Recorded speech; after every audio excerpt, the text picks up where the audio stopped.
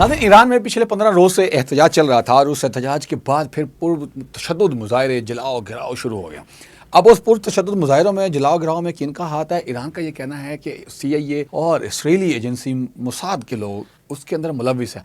वो फायरिंग कर रहे हैं, वो लोगों को इश्तियाल दिलवा रहे हैं, आग लगा रहे हैं। इस्लामी कल्चर के जो इस मुक़द्दस मकामात हैं ईरान के अंदर, उनको भी जलाया और पुरतशद्दुद वाक़यात को शदीद हवा दी।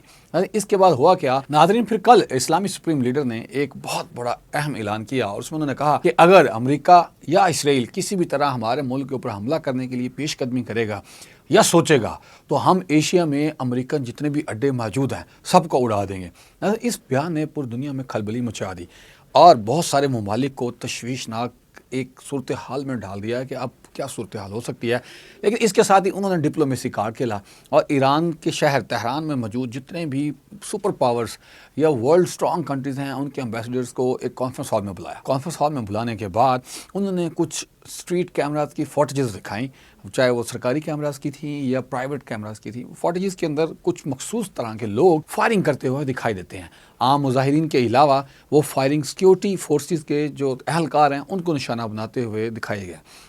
इस पर उन्होंने ये बताने की कोशिश की कि मुल्क के अंदर ठीक है गुर्बत या मुआशी सूरत हाल के बदतर होने की वजह से शदीद मुजाहरे चल रहे हैं, लेकिन मुजाहरों को पुरतशद्दुद वाक़यात में ढालने में ये जो लोग हैं इनका हाथ है। और हर एम्बेसी के जो वहाँ पर एम्बेसडर थे, एम्बेसडर 1, 2, 3, जिस एम्बेसी के अंदर जो अवेलेबल था उन्होंने सबको मदऊ किया और उसके बाद उन्होंने ये दिखाया कि किस तरह से इंटरवेंशन की जा रही है अमेरिका और अमेरिका के इत्तेहादियों की तरफ से।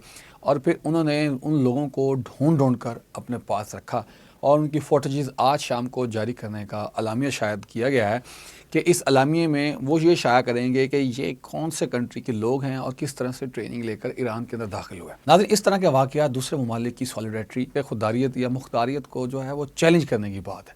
नाज़रीन, अगर हम फॉरेन अफेयर्स के अंदर देखें तो वहाँ पर एक सब डिपार्टमेंट होता है जो कि ताल्लुकात आमा को कंट्रोल करने के लिए इस्तेमाल किया जाता है, जिसको उर्फ़ आम में हम PR डिपार्टमेंट भी कहते हैं। लेकिन ये कुछ ममालिक जो है वो सब एम्बेसीज़ के ज़रिए, अपने कौंसलेट्स के ज़रिए, थर्ड पार्टीज़ के ज़रिए इसको कंट्रोल करते हैं, जिससे वो अपने मुल्क का बयानिया उस आवाम तक पहुँचाने की कोशिश करते हैं। अमूमन किसी ज़माने में रेडियो और TV इस्तेमाल किए जाते थे, लेकिन अब वो ज़माना पुराना हो चुका है। तो ईरान के अंदर भी इस तरह की कोशिश की गई और हमारे यहाँ बहुत सारे लोगों ने इस चीज़ का चेहरा भी लेने की कोशिश की और कुछ मीडिया ने ईरान के ख़िलाफ़ भी प्रोपेगेंडा किया। लेकिन जो आला बसीरत रखते हैं या लंबी सोच रखते हैं, उनकी ये ख्वाहिशात थी कि ईरान के अंदर हालात कंट्रोल हों और किसी भी तरह की महाज आराई ना हो।